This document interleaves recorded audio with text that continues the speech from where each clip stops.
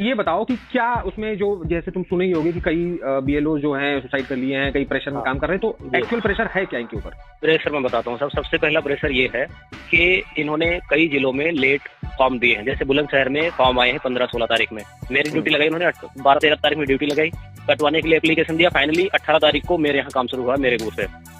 इसी तरह से लगभग हर जगह 15 दिन का ही टाइमलाइन मिला। अगर मैं 1 महीने का भी मानता हूँ 4 तारीख का, तो ये 4 तारीख में किसी को भी इन्होंने फॉर्म डिस्ट्रीब्यूट किए नहीं। सारे बीएलओ को लगभग एवरेज 8-10 तारीख में फॉर्म मिले। किसी बीएलओ को इन्होंने प्रॉपर ट्रेनिंग नहीं दी, क्योंकि वो टेक्निकल काम है।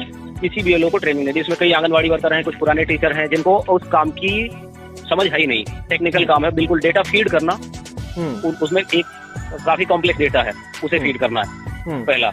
दूसरा, डेडलाइन 4 तारीख की डेडलाइन है तो ठीक है, लेकिन अब आप समझे जैसे गांव की पब्लिक है, उसको फॉर्म देना, 2 फॉर्म है, हर पर्सन का 2 फॉर्म है। फिर अब वो गांव का बंदा फॉर्म भर ही नहीं पा रहा है, वो अवेयर नहीं है, वो इनको दे नहीं रहा है। प्रॉब्लम वहाँ फील्ड में ये है इनके साथ। इधर एसडीएम तहसीलदार उनको ऑफर कर रहे हैं कि तुम्हें आज हर हाल में 200 फॉर्म कलेक्ट करने हैं। एक एक्सेल फाइल लोड करते हैं जिसमें जो जिनका भी 30% कलेक्शन नहीं है, 30% डिजिटाइज नहीं है, उनको रेड मार्क पे शो करते हैं। फिर उसको बोलते हैं सस्पेंशन होगा, आपको मैं स्क्रीनशॉट प्रोवाइड करा दूंगा कि अगर कोई सस्पेंशन होगा तो उसके लिए खुद जिम्मेदार है वो। अब मान लीजिए, हाँ, आप एक एग्जांपल समझिए, 1000 फॉर्म है, ठीक है।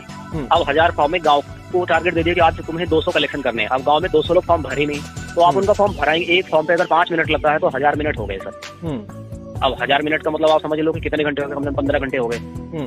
15-16 घंटे फॉर्म भरने में लगेंगे अगर लगातार भरो तो।